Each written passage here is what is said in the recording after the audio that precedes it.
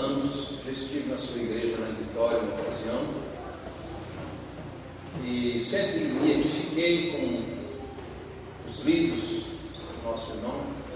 E ultimamente, nesses últimos anos, temos sido grandemente abençoados com o seu ministério junto à Igreja Presbiteriana de Pinheiros.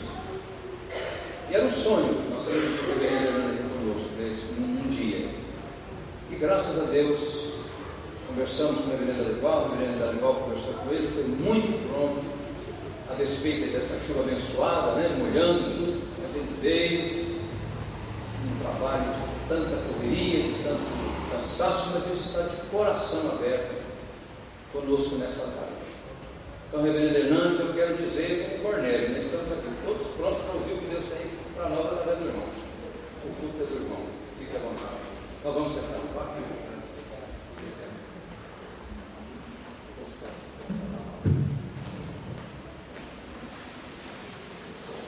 Irmãos queridos, privilégio meu estar aqui nessa tarde para compartilhar com vocês a palavra de Deus. O texto que eu vou ler está em Romanos, carta de Paulo aos Romanos, capítulo 8. Nós faremos a leitura do verso 26 a 30, Romanos 8, 26 a 30. Os estudiosos da Bíblia costumam dizer que a carta de Paulo aos Romanos é como a cordilheira do Himalaia de toda a revelação bíblica. E se eles estão com a razão, então Romanos 8 deveria ser o pico do Everest, o ponto mais alto. E Paulo escreve aqui nesses versículos que vamos ler algo muito precioso. Eu queria que você lesse com muita atenção. Ele diz assim no verso 26: também o Espírito semelhantemente nos assiste em nossa fraqueza, porque não sabemos orar como convém. Mas o mesmo Espírito intercede por nós sobremaneira, com gemidos inexprimíveis. E aquele que sonda os corações sabe qual é a mente do Espírito, porque segundo a vontade de Deus é que ele intercede pelos santos. Sabemos que todas as coisas cooperam para o bem daqueles que amam a Deus, daqueles que são chamados segundo o seu propósito.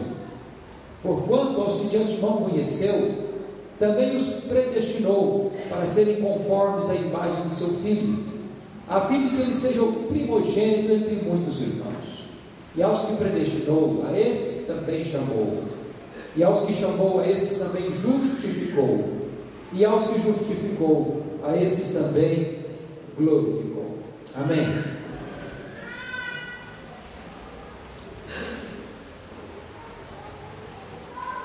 Eu tenho convicção de que você concorda comigo num ponto. E o ponto é este: nem todas as pessoas que um dia sonharam, planejaram e lutaram para vencer na vida, venceram na vida. Isso é uma realidade inegável. Já que nós estamos aí há menos de 20 dias com a Copa Mundial de Futebol, e nesse período mais de 2 bilhões de pessoas no nosso planeta vão estar com os olhos voltados para o Brasil, vale a pena confirmar esse fato voltando os nossos olhos para 1950. Diferente da Copa deste ano, que parece que os brasileiros não estão muito empolgados, pelo menos até agora, em 1950 o Brasil estava em plena festa, e havia um entusiasmo que eletrizava a nação brasileira. A imprensa mundial apontava o Brasil como candidato a sagrar-se campeão do mundo. As bandeiras eram desfraldadas. Nas ruas e praças as pessoas celebravam antecipadamente.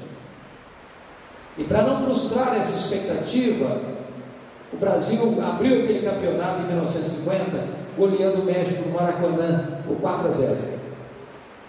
O segundo jogo foi em São Paulo. O Brasil não foi muito bem, mas conseguiu empatar com a Suíça por 2-2. Logo depois o Brasil começa a melhorar um pouco e ganha da Iugoslávia, então Iugoslávia por 2-0. A partir daí o Brasil se transformou num fenômeno do futebol mundial, porque ele foi para a fase seguinte e goleou a Suécia por 7-1. Foi para a semifinal e goleou a Espanha por 6-1. E no dia 16 de julho de 1950, o Brasil entrou no Maracanã com 199 mil torcedores, dependendo de um empate com o Uruguai para sagrar-se campeão do mundo. Nenhum brasileiro tinha dúvida de que o Brasil seria campeão. O Brasil entrou em campo, fez 1-0 no primeiro tempo, quase que volta para o segundo tempo com a faixa de campeão no peito. Até os 21 minutos do segundo tempo, o Brasil ganhava o jogo por 1-0, quando o Uruguai empatou o jogo.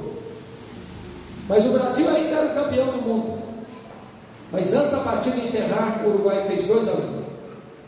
O Maracanã cobriu-se de silêncio e a nação brasileira de lágrimas.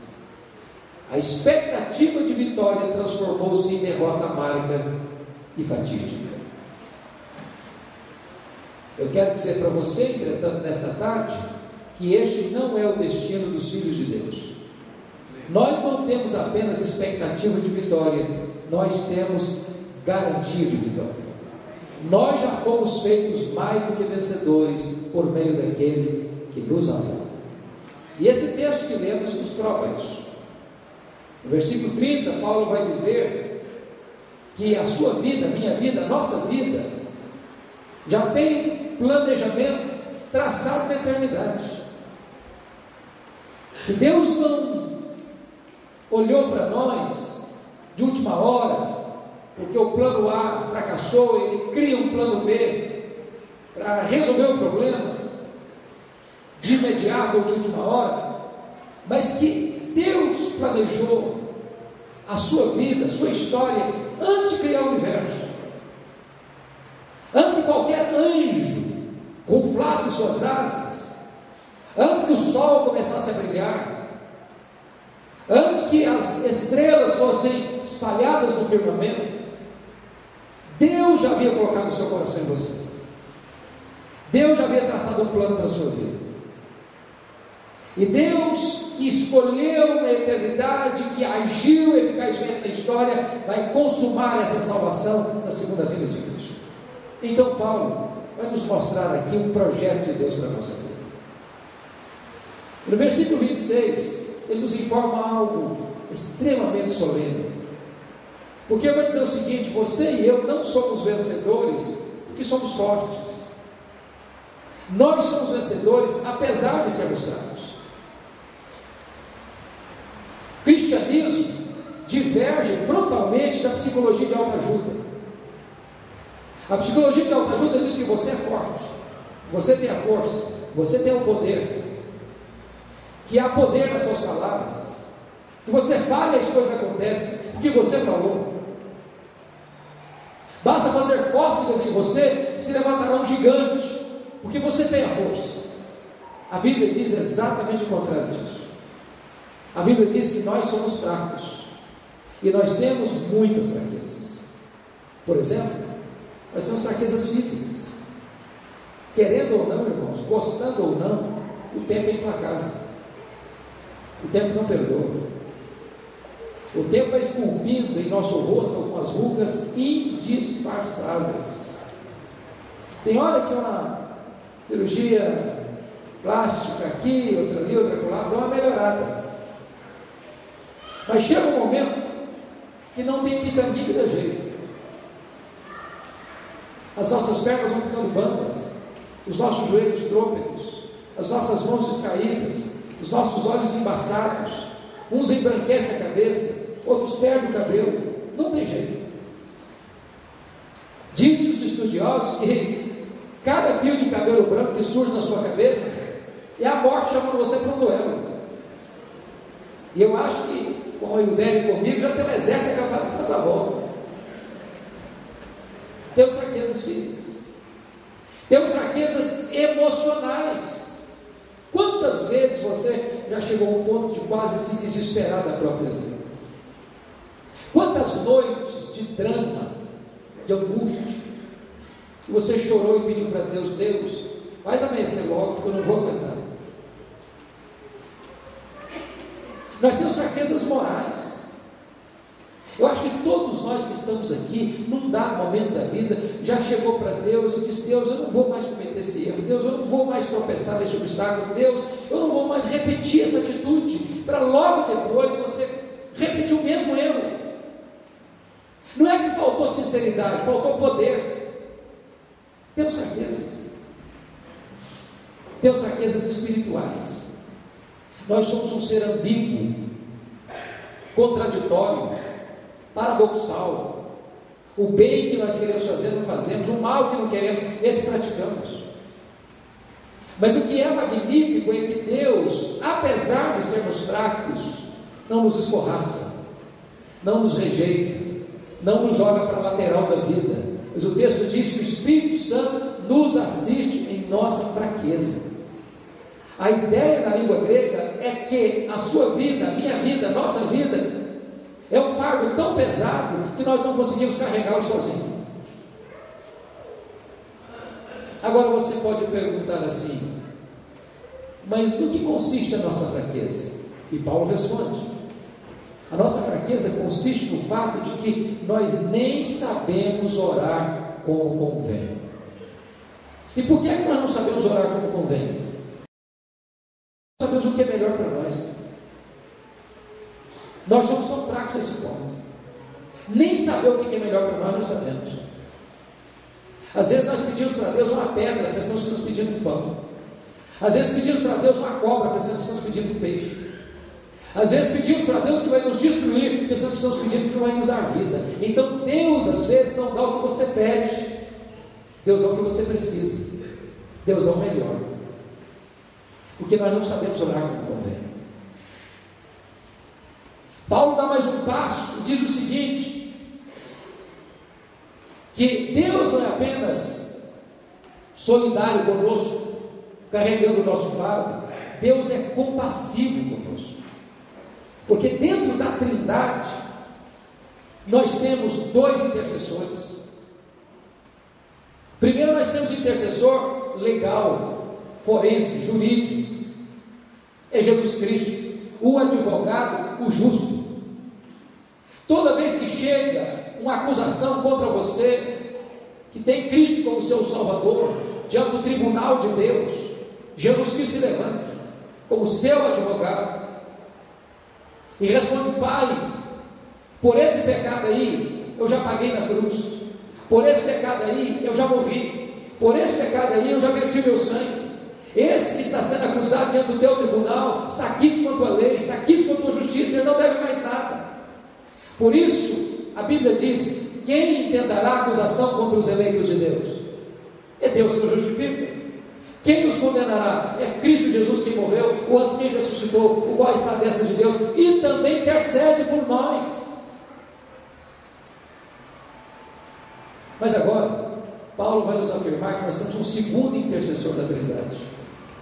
É a terceira pessoa da Trindade, é o Espírito Santo. Se Jesus Cristo intercede por você, fora de você, no tribunal de Deus, o Espírito Santo intercede por você, em você, ao Deus que está sobre você. E como é que ele intercede por nós? Ele que é o nosso intercessor existencial, de três maneiras. Primeiro, ele intercede por nós de maneira intensa, porque diz o texto que ele intercede por nós sobremaneira, com a mesma ênfase de João 3,16, porque Deus amou o mundo de tal maneira. O Espírito Santo emprega toda a sua força, toda a sua energia, todo o seu conhecimento, todo o seu poder nessa intercessão. Segundo lugar, a intercessão do Espírito, além de intensa, ela é agônica, porque ele intercede por nós com gemidos inexprimíveis. E o que significa isso? Eu confesso que já li muitos comentaristas, já procurei ler muitos exegetas, tentei mergulhar nesse texto, O que eu entendo é que nenhum de nós vai conseguir alcançar a profundidade do que Paulo está dizendo aqui. Eu pergunto para você: o que é um gemido? O que é um gemido? É uma expressão tão profunda, é um sentimento tão intenso, é uma agonia tão grande, é uma dor tão avassaladora, é um sentimento tão pujante e eloquente, que você não consegue articulá-lo com palavras, então você geme. Agora preste atenção: o Espírito Santo é Deus, e como tal o Espírito Santo conhece todas as línguas, todos os idiomas, todos os dialetos, de todos os povos, de todos os tempos, de todos os lugares. Ele conhece a língua dos anjos, ele conhece a língua dos homens, ele conhece a língua da terra, ele conhece a língua do céu. E quando ele está orando por você, em você, ao Deus que está sobre você, ele não consegue encontrar sequer uma língua, nem do céu, nem da terra, nem divina, nem humana, para orar por nós. Então ele geme com gemidos inexprimíveis. É com essa agonia que ele intercede por nós. Mas Paulo diz em terceiro lugar que o Espírito Santo intercede por nós, além de uma forma intensa e agônica, ele intercede por nós também de maneira eficaz, porque é segundo a vontade de Deus é que ele intercede pelos santos. Está aí no versículo 27. Em outras palavras, se eu não sei orar como convém, o Espírito Santo sabe orar como convém. Se eu não sei o que é melhor para mim, o Espírito Santo sabe o que é melhor para mim. Se eu muitas vezes, pela minha limitação, faço uma oração a Deus com a maior das sinceridades, mas na contramão da vontade de Deus, o Espírito Santo nunca intercedeu por nós, ao Deus que está sobre nós, na contramão da vontade de Deus, porque toda a vontade de Deus está alinhada com o seu querer. Por isso, a intercessão do Espírito Santo é eficaz. É eficaz. Mas Paulo dá mais um passo. Chega no verso 28, ele vai falar desse plano sábio de Deus na nossa vida. E ele começa assim: sabemos. E esse é um termo que na língua grega vem da matemática. Aqui não é a linguagem da conjectura hipotética, aqui é a linguagem da certeza experimental. Paulo não diz nós imaginamos ou sentimos. Paulo diz nós sabemos.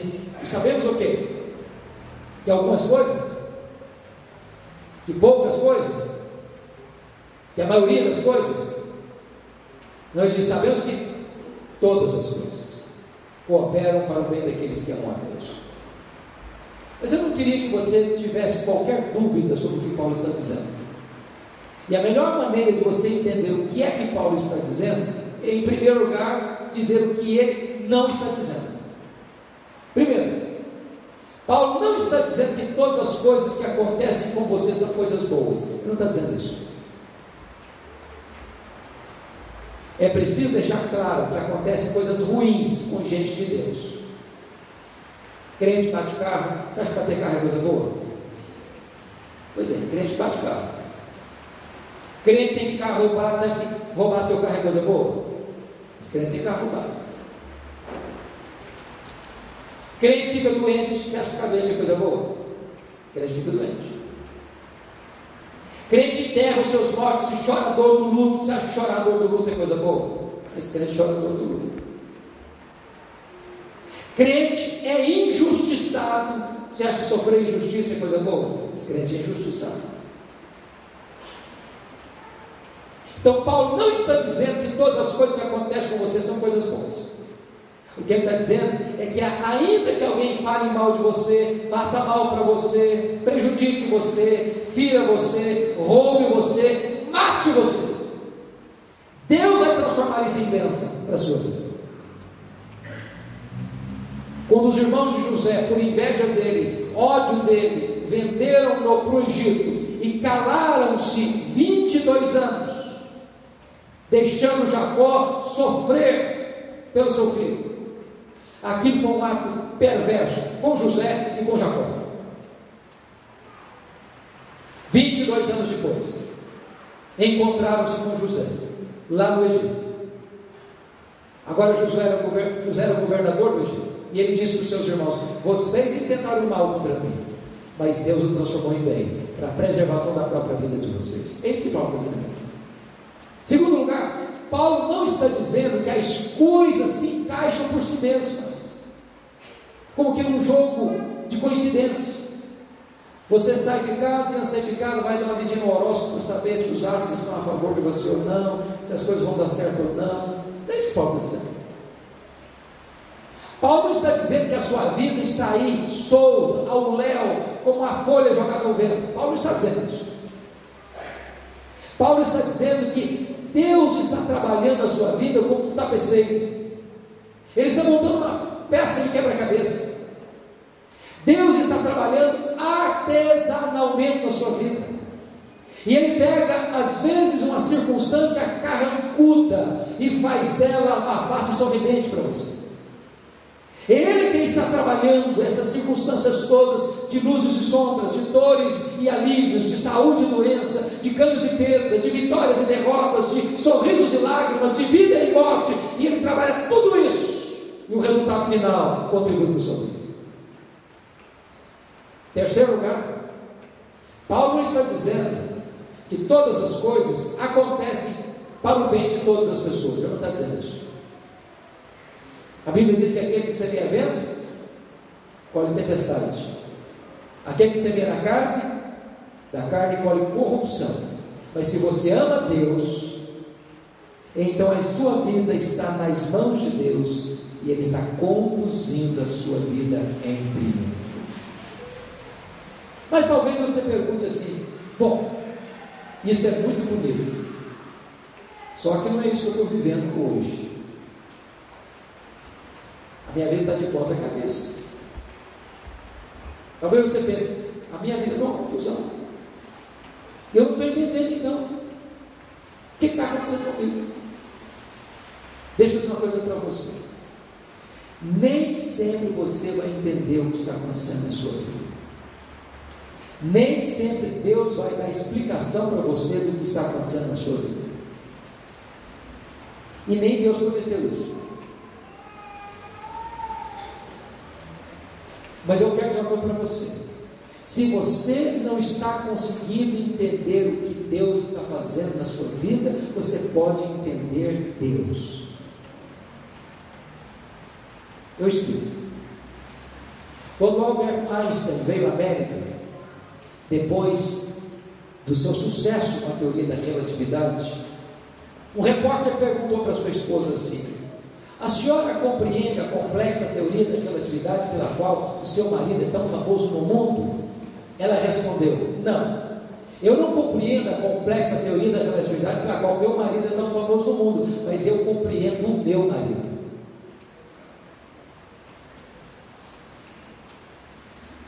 Quando Jó começou a passar aquela turbulência na vida, perdendo os seus bens, perdendo os seus filhos, perdendo a sua saúde, perdendo o apoio da sua mulher, perdendo o apoio dos seus amigos, ele perguntou para Deus: por quê? Por quê, Deus? Eu quero explicação. E ele perguntou 16 vezes a mesma coisa: por quê? Por quê? Por quê? Por quê? Por quê? Sabe qual foi a explicação de Deus? Nenhuma. Sabe qual foi a resposta de Deus? Silêncio. Quando Deus resolveu falar, Deus não explicou nada. Ao contrário, Deus fez para Jó 70 perguntas. 70. Ele tinha feito 16 perguntas para Deus, Deus fez 70 para ele. E nenhuma das perguntas de Deus tinha resposta de porquês, respondendo os porquês dele. Ao contrário, Deus foi revelando para ele sua majestade, a sua grandeza, a sua soberania, perguntando para ele: ô Jó, onde você estava quando eu lançava os fundamentos da terra? Ô Jó, onde você estava quando eu espalhava as estrelas do mar, do céu? Ô Jó, onde você estava quando eu cercava as águas do mar? E Jó foi se encolhendo, e se encolhendo. E ele vai dizer no capítulo 42: agora eu sei, sabemos, agora eu sei, que tudo podes, e que nenhum dos teus planos pode ser frustrado. Se você não consegue entender o que Deus está fazendo na sua vida, você pode entender Deus. Ele é soberano, os planos dele não podem ser frustrados, Ele ama você, e Ele está trabalhando em seu favor, para o seu bem, e não contra você. Porque às vezes a gente olha para a vida Pelo avesso, não é verdade? Pelo avesso. Isso me faz lembrar da história de Gary Chapman. Gary Chapman é um autor americano conhecido no Brasil por causa do seu livro As 5 Linguagens do Amor, com sucesso. E ele conta que quando era criança, a sua mãe estava fazendo um bordado à mão, e ele brincando aos pés dela, de repente olhou o bordado de baixo para cima, pelo avesso, e as linhas desencontradas, e as cores sem harmonia, e ele não entendeu nada. Ele disse: mamãe, mas que coisa horrível, que coisa feia que a senhora está fazendo. A mãe percebeu o drama do menino, pegou o menino, botou no colo, mostrou o bordado de cima para baixo, do lado direito. O menino ficou encantado. A beleza, a harmonia das cores. Às vezes nós somos como um menino que está olhando para a vida pelo avesso. Haverá um dia que Deus vai sentar você no seu colo, vai mostrar a sua vida de cima para baixo, e então você vai entender uma coisa: sempre todas as coisas cooperaram para o seu bem. Você que foi chamado segundo o propósito de Deus. Mas talvez você pergunte ainda: mas pastor, que bem é esse? Que todas as coisas cooperam para ele? Será que é ser rico? Será que tem uma saúde de ferro? Porque o mundo diz: o importante é ter saúde. Outros dizem: o importante é ser rico. Que bem é esse? É ter sucesso? Ter fama? Que bem é esse? E Paulo não deixa dúvidas na resposta, porque o versículo 29 responde essa pergunta. Quando Paulo diz que Deus nos predestinou para sermos conformes à imagem de seu Filho, a fim de que Jesus seja o primogênito entre muitos irmãos. Em outras palavras, sabe qual é o grande projeto de Deus na sua vida? Você não precisa ter dúvida disso. Eu conheço muita gente que chega: pastor, eu não sei qual é o propósito de Deus na minha vida. Pois eu sei. Eu sei. Sabe qual é o grande projeto de Deus na sua vida? Não é você ser rico, não é você ser famoso, nem mesmo é você ter uma saúde de ferro. Sabe qual é o grande projeto de Deus na sua vida? É você ser parecido com Jesus. Ser rico, ter saúde, ter sucesso, isso pode até vir a rebote. Mas o eterno projeto de Deus na sua vida é você ser parecido com Jesus. O projeto de Deus não é apenas levar você para a glória. O projeto de Deus é transformar você à imagem do Rei da Glória.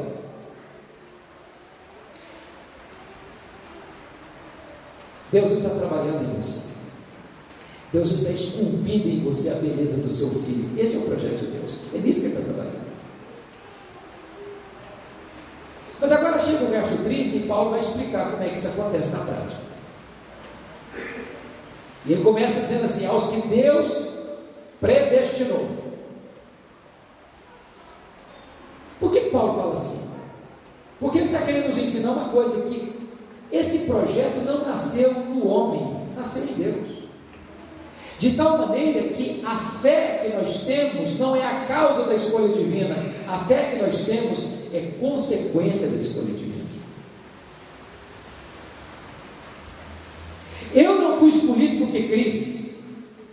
Eu criei porque fui escolhido. De tal maneira que a fé não é a causa, a fé é o resultado da escolha de Deus.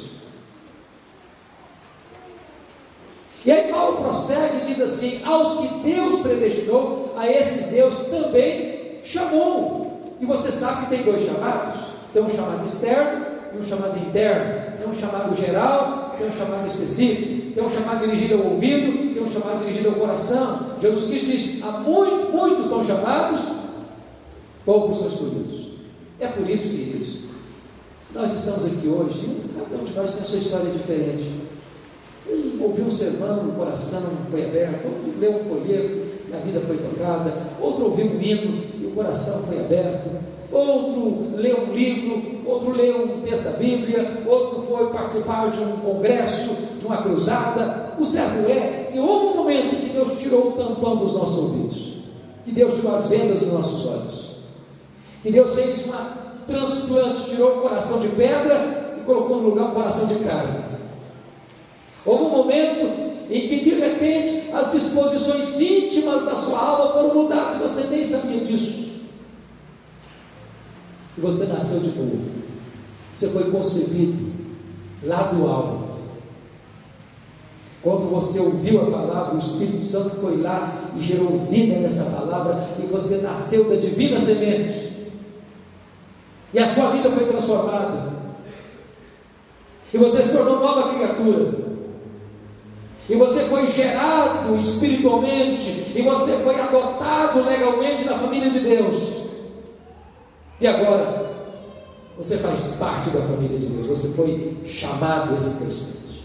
Deus chama, e a voz de Deus é poderosa, e a voz de Deus é tremenda, e a voz de Deus desperte chamas de fogo, e a voz de Deus é eficaz. Jesus Cristo disse: as minhas ovelhas ouvem a minha voz e me seguem.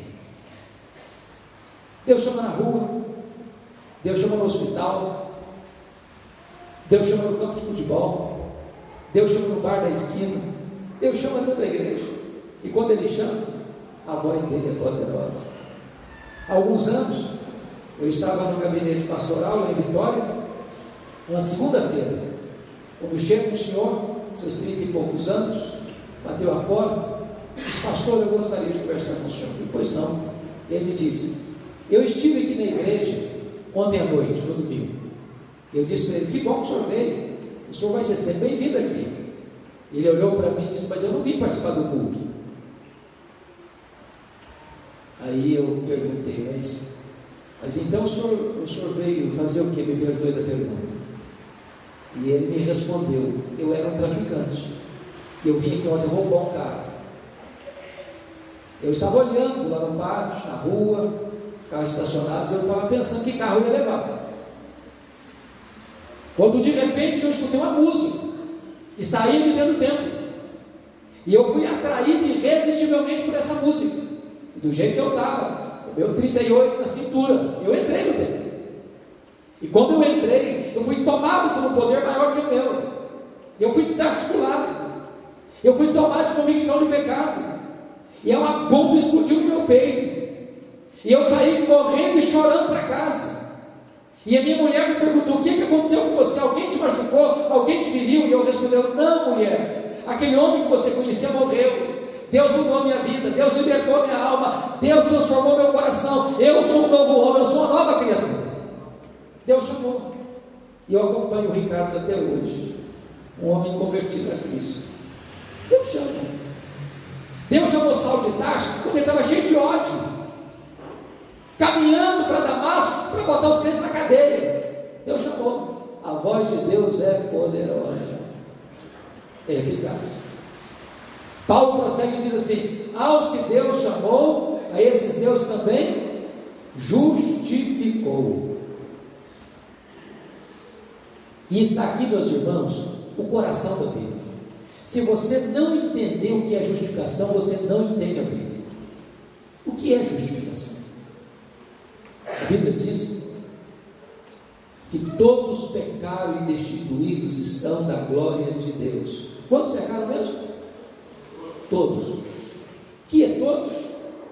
Todos, sem exceção. O rico, o pobre, o velho, a criança, o doutor, o analfabeto, o homem de pele branca, de pele amarela, de pele negra, todos pecaram. E a Bíblia diz mais, que todos também vão ter que comparecer perante o tribunal de Deus, para prestar conta da sua vida, grandes e pequenos, ricos e pobres, doutores e analfabetos, religiosos e não religiosos, todos vão ter que comparecer perante o tribunal de Deus. E diz a Bíblia que naquele dia vamos ter testemunhas contra nós. E as primeiras testemunhas que se levantarão contra nós nesse tribunal de Deus vão ser nossas próprias palavras, porque a Bíblia diz que você vai dar conta no dia do juízo por todas as palavras frívolas que você proferiu. Você se lembra de todas? Eu vou lhe fazer uma perguntinha para ajudar a sua memória. Você já mentiu alguma vez? Já? Você já falou mal dos outros alguma vez? Já? Você já perdeu o controle emocional alguma vez e falou coisa que você não gostaria de ter falado? Já? Você já contou uma piada que não devia ter contado, você ficou com vergonha depois? Mesmo que não tenha ficado com vergonha, mas deveria ter ficado alguma vez? Já? Bom, às vezes nós não lembramos dessas coisas todas, mas tudo está registrado nos anais do tribunal de Deus, tudo. Diz a Escritura que nós vamos dar conta no dia do juízo pelas nossas obras, coisas que você fez, seu pai nunca soube, sua mãe nunca soube, sua mulher nunca soube, seu marido nunca soube, seus filhos nunca souberam, sua igreja nunca ficou sabendo, seu pastor nunca soube. Você fechou a porta, mas Deus estava lá. Você fechou a cortina, mas Deus estava vendo. Você escondeu jeitosamente da lei, mas Deus estava lá. Ninguém cobre nada diante daquele cujos olhos são como chamas de fogo. E nós vamos dar conta no dia do juízo. Aquilo que foi feito, às escondidas, vai ser proclamado aos eirados. Mas no dia do juízo, diz a Bíblia, que nós vamos dar conta pelas nossas omissões. A Bíblia diz assim: se você sabe que deve fazer o bem e não faz, isso você está pecando. E Jesus Cristo contou lá em Mateus 25, versos 31 a 46, quando ele vier com a sua majestade e glória, ele vai se assentar no trono, vai julgar as nações, vai colocar uns à direita, outros à esquerda, vai se voltar aos que estiverem à sua esquerda, dizendo: apartai-vos de mim, maldito, para o fogo eterno preparado para o diabo e seus anjos. E você pode até questionar assim: mas o que essas pessoas fizeram? Sabe o que elas fizeram? Nada, só deixaram de fazer. Estive com fome, não me deste comer, com sede, não me deste beber, nu e não me vestiste, preso, não foste ver, doente, não me visitaste, forasteiro, não me abrigaste. Em outras palavras, você pode estar dentro da sua casa, não falando mal de ninguém, não fazendo mal para ninguém, cometendo um terrível pecado de omissão. Mas mais sério do que isso, a Bíblia diz que naquele dia do juízo, Deus vai julgar o segredo do nosso coração. Deus vai julgar os nossos desejos e pensamentos. Eu pergunto a você: quem consegue escapar desse pente fino de Deus? Nenhum tribunal da terra tem competência de julgar pensamentos, sabia? Se for o íntimo, nenhum tribunal tem competência de julgar. Mas o tribunal de Deus julga o foro íntimo. Aliás, foi isso que levou Paulo ao desespero. Leia Romanos 7 e você vai ver Paulo em crise.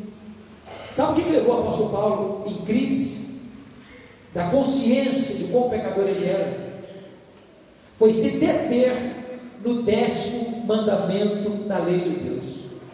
Sabe por quê? Porque os 9 primeiros mandamentos são mandamentos objetivos.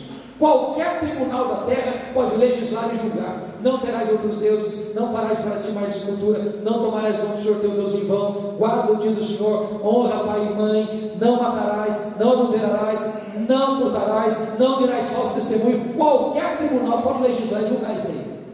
Mas o 10º mandamento é: não cobiçarás. Isso é íntimo, isso é subjetivo, isso é por o íntimo, isso é do coração, ninguém vê, só Deus conhece. E Deus vai julgar.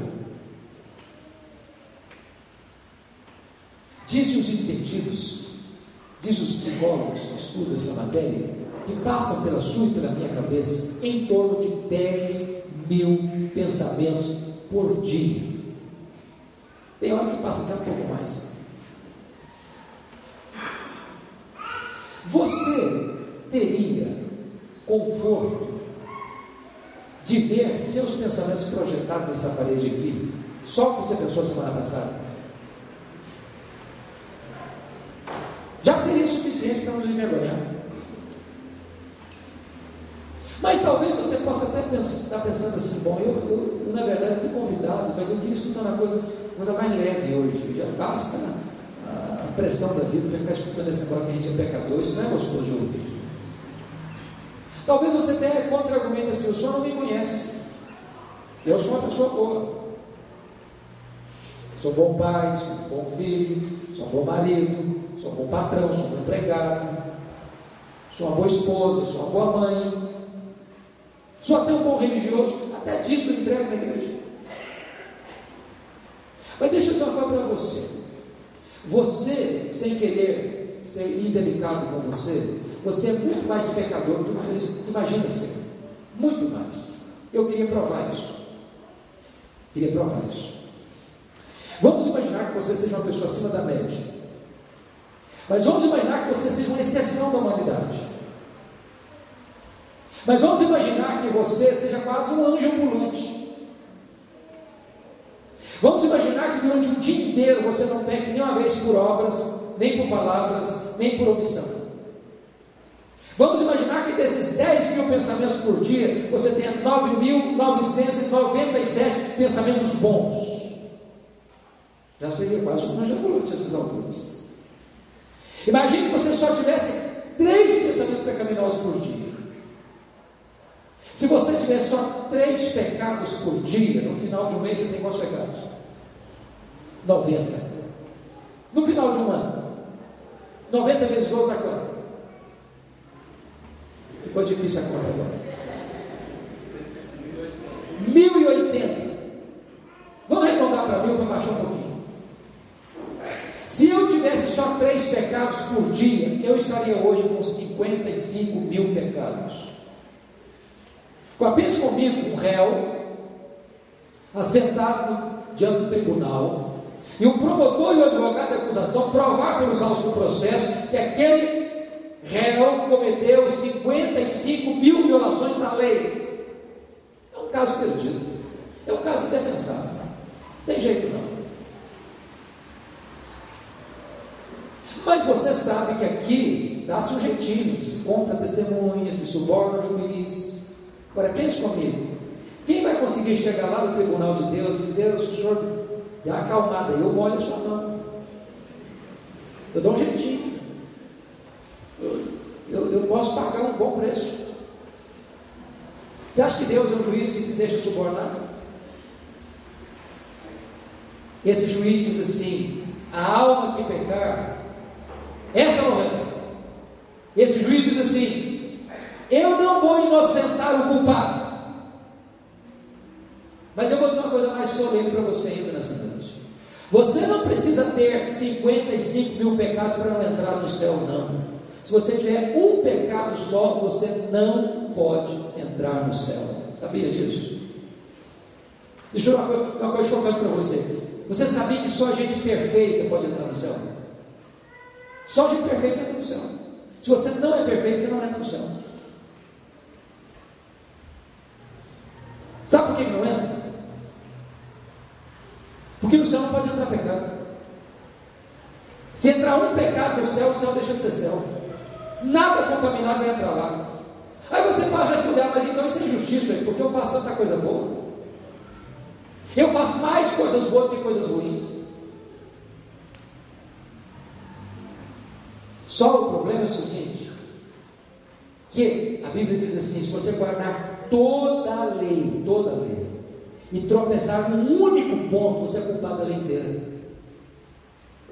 Você acha que o camarada, para ir para a cadeia, precisa quebrar todas as leis do país para ir para a cadeia? Não quebra uma, vai para a cadeia.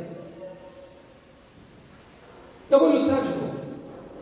Vamos imaginar que você chega em casa hoje, à noite, vai fazer um grande omelete para a sua família. Você vai na geladeira, pega 10 ovos, bota uma grande frigideira no fogo, quebra o primeiro, o segundo, o terceiro, o quarto, o quinto, o sexto, o sétimo, o oitavo, o nono, a gema vermelhinha. Quando você quebrou o 10º ovo, estava podre. Eu pergunto para você: quanto do omelete você estragou? 1/10 dele? Não, você estragou todo o omelete, mas só tinha um ovo estragado, tinha 9 bons. Mas aquele que estava estragado comprometeu o padrão da perfeição, estragou tudo. Talvez então você pense assim: bom, se é desse jeito o negócio, então eu estou frito. E se você pensou isso, você está coberto de razão. É isso mesmo. Não tem esperança. Você tentar se salvar pelas suas obras, pelos seus méritos, pela sua religiosidade, você nunca vai conseguir. Porque o padrão para entrar no céu é perfeição.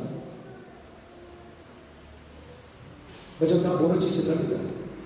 O que você não consegue fazer, não pode fazer, Deus fez por você. A Bíblia diz que Deus mandou Jesus Cristo como seu representante, como seu fiador, como seu substituto. E quando Jesus estava lá na cruz, diz a Bíblia que Deus lançou sobre ele a iniquidade de todos nós. Nossas palavras feias e horríveis, chulas, nossas obras das trevas, nossas omissões covardes, nossos pensamentos impuros, tudo Deus lançou sobre ele. E diz a Escritura que naquele momento não havia beleza mais nele. Diz a Bíblia que o sol escondeu o rosto dele, que o próprio Pai o desamparou. Ele foi feito pecado por nós, ele foi feito maldição por nós. Quando ele estava lá na cruz, carregando sobre o madeiro, no seu corpo, todos os nossos pecados, diz a Escritura, que ele pegou o escrito de dívida que era contra nós, rasgou, anulou, e o encravou na cruz e deu brado: está consumado, tetelestai. Quem crê em mim não deve mais nada, está justificado. Agora já há nenhuma condenação a mais para aqueles que estão em Cristo Jesus, nosso Senhor. Isso é justificação. Eu quero dizer para você que justificação é maior do que perdão. Perdão é um conceito negativo e justificação é um conceito positivo. Eu explico. Imagine que você esteja falido, não tem um centavo mais, e esteja devendo R$1 milhão ao banco. Imagine mais, que alguém vá lá e deposite na sua conta R$1 milhão, quita a sua dívida. Você está livre da dívida. Você não deve mais nada. Você está perdoado. Mas se você estava quebrado e falido continua. Só não tem mais dívida. Isso é perdão. Justificação é o seguinte: quando Jesus Cristo foi para aquela cruz, teve 3 transações naquela cruz. Está escrito na Bíblia, em 2 Coríntios 5,18 assim: ora, tudo provém de Deus, que nos reconciliou consigo mesmo por intermédio de nosso Senhor Jesus Cristo, e nos confiou o ministério da reconciliação. A saber, que Deus estava em Cristo, reconciliando consigo o mundo, não imputando aos homens as suas transgressões. O que significa imputar? Significa colocar na conta dele. A primeira coisa que Deus fez é não pôs a sua dívida na sua conta. Qual o tamanho da sua dívida? Impagável. Deus não pôs na sua conta. Mas se Deus não pôs a sua dívida na sua conta, botou na conta de quem? E aí diz 2 Coríntios 5,21: aquele que não conheceu o pecado, Deus o fez pecado por nós. E o que Jesus Cristo fez com a nossa dívida? Ele apagou, ele a quitou, ele apagou com o preço do seu próprio sangue. E agora diz ainda: e aquele que não conheceu o pecado, Deus o fez pecado por nós, para que nele nós fôssemos feitos justiça de Deus. Agora, quando Deus vai lá no seu fichário, no tribunal do céu, e puxa a sua ficha, está escrito lá assim: justificado, não deve mais nada, toda a justiça do meu filho foi depositada aqui na sua conta. Você tem um crédito infinito aqui, você está justificado. É por isso que Paulo não poderia ter terminado de outra maneira: e aos que Deus justificou, a esses Deus também glorificou. Aí você pode perguntar: não estou entendendo. Não estou entendendo. Porque quando se dará a glorificação, irmãos? Quando? Na segunda vinda de Cristo. E eu pergunto a você agora uma perguntinha de português, língua portuguesa. O verbo glorificou está em que tempo verbal? Pretérito? Perfeito ou imperfeito?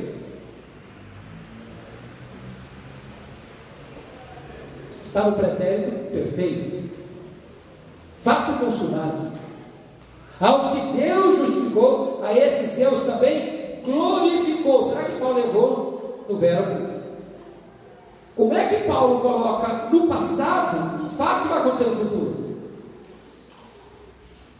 se você foi predestinado por Deus, chamado por Deus e justificado por Deus, na mente de Deus, nos decretos de Deus, você já está no céu. Não importa se o caminho é estreito, não importa se seja um bocado de espinhos, nada, nem ninguém pode arrancar você das mãos de Jesus, nada, nem ninguém pode separar você do amor de Deus que está em Cristo Jesus. Você está seguro, a sua salvação está garantida. É por isso que Paulo termina esse texto com 5 perguntas retóricas. Se Deus é por nós, quem será contra nós? Ele não está perguntando quem é contra nós, não, que o inferno todos se levantariam. Ele está perguntando assim: se Deus está do seu lado, então não importa quem esteja contra você, você já é mais que vencedor. Segunda pergunta: aquele que não poupou o seu próprio filho, mas por todos nós o entregou, porventura não nos dará graciosamente com ele todas as coisas? Paulo está dizendo o seguinte: se Deus já nos deu o maior, se Ele já nos deu o seu filho, você acha que agora Ele vai largar a sua obra no meio do caminho? Não. Aquele que começou a boa obra em nós vai completá-la até o dia de Cristo Jesus. Terceira pergunta: quem tentará acusação contra os eleitos de Deus? É Deus que o justifica.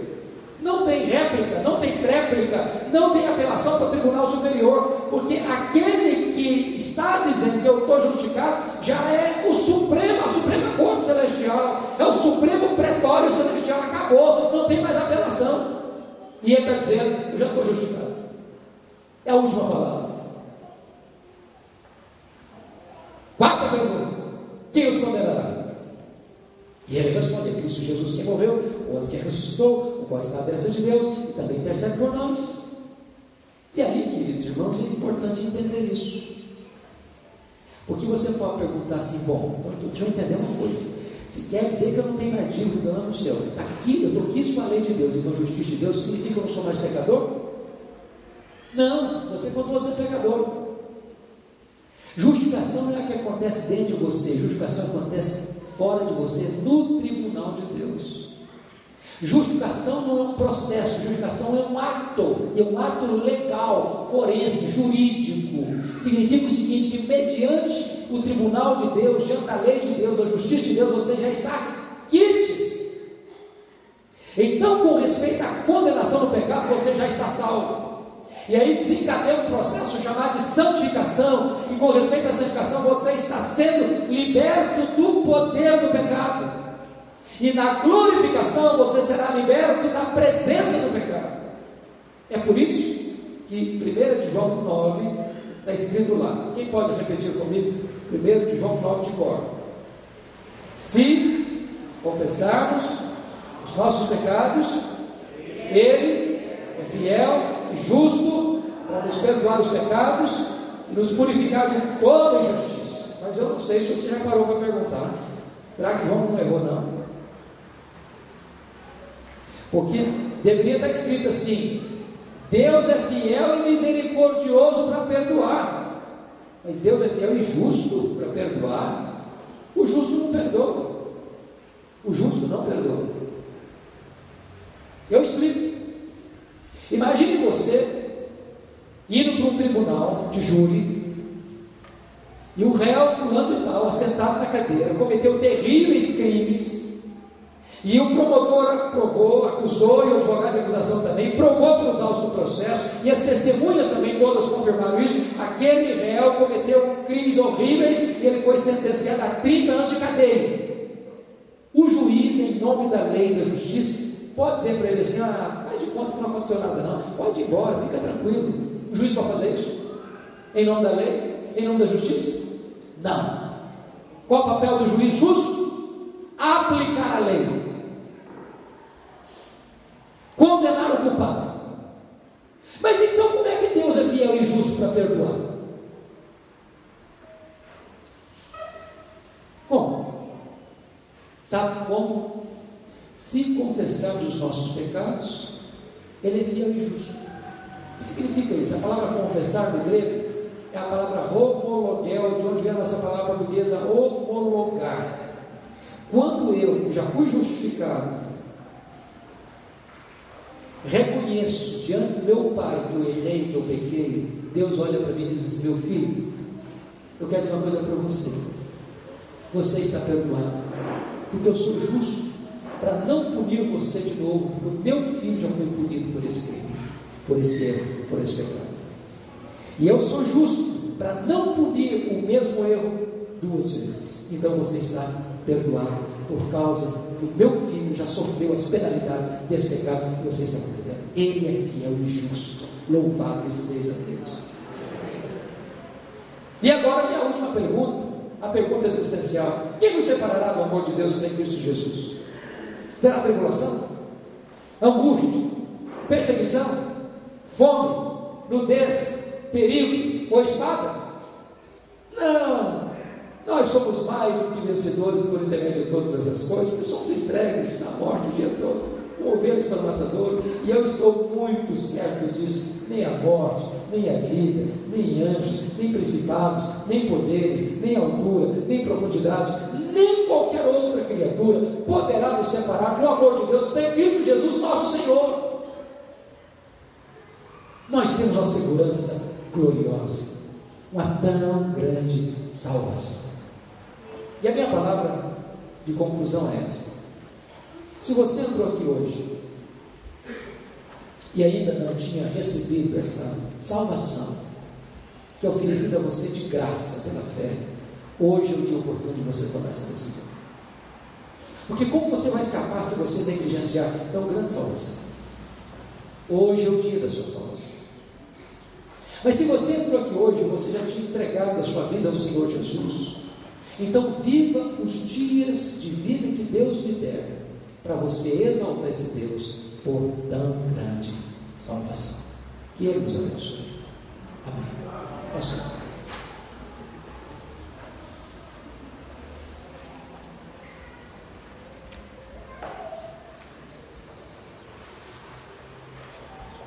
Eu quero orar com vocês. Eu queria que você fechasse seus olhos. E eu quero fazer uma oração. Eu não conheço particularmente todos vocês, mas eu sei que esta pode ser uma noite fundamental na sua história, um divisor de águas na sua vida. Eu vou fazer essa oração, e se você quiser orar comigo, entregando o seu coração para Jesus, aí no silêncio do seu coração você pode orar. A Bíblia diz que com o coração se crê para a justiça, com a boca se confessa a respeito dessa salvação. Então curva a sua cabeça, feche seus olhos, fala com Deus. Ele está aqui, pertinho de você. Ele conhece a sua vida, Ele ama você. E Ele pode hoje perdoar os seus pecados, dar a você a vida eterna. Ore comigo assim: Senhor Jesus, eu reconheço que eu sou um pecador. Eu tenho consciência de que eu tenho pecado tantas vezes, falando coisas que eu não devia, fazendo coisas que eu não devia, deixando de fazer coisas que eu devia. E muitas vezes, Jesus, eu tenho pensado em coisas horríveis, e eu não tenho forças para me livrar desses pecados por mim mesmo. Mas nessa noite eu compreendi que o Senhor Jesus foi na cruz em meu lugar. Ele verteu o seu sangue para que eu ficasse liberto dos pecados e limpo de todo pecado. E agora, Senhor, eu me arrependo desses pecados. Eu creio que Jesus Cristo é o meu Salvador pessoal. E eu recebo nessa noite como meu Salvador pessoal. E eu quero viver os dias da minha vida para me alegrar em Ti e agradecer-Te por tão grande salvação. Eu faço essa oração pedindo que o Senhor mude a minha vida, transforme o meu coração, faça de uma nova criatura, me dê a alegria da salvação, me cele com o Espírito Santo, me coloque o nome no livro da vida, por louvor do Teu nome em Cristo Jesus. Amém. Enquanto você está orando, eu gostaria de saber se alguém fez com sinceridade essa oração comigo. Levante uma das suas mãos para eu agradecer a Deus por sua vida. Eu vou agradecer a Deus por essa decisão. Queria que você levante as mãos para nesse momento, então, a igreja está orando por você. Fique em pé, você levanta a sua mão para receber a oração. Em nome de Jesus. Deus Santo, muito obrigado por esta noite. Muito obrigado por esta igreja. Muito obrigado por essas pessoas que estão aqui. Muito obrigado, Deus, por aquilo que elas compreenderam da Tua palavra e a resposta que dão ao Evangelho de Cristo. E nesta noite, de fato, haja salvação nesta casa e celebração do céu diante dos Teus anjos. Que a alegria da salvação inunde esses corações. Que esta igreja continue sendo a agência de pregação do Evangelho nesta cidade, para testemunho do Teu nome, para que as pessoas conheçam que só há um Deus vivo e verdadeiro, e Jesus Cristo é o nosso único e glorioso Salvador. Louvado seja o Teu nome, em nome de Jesus.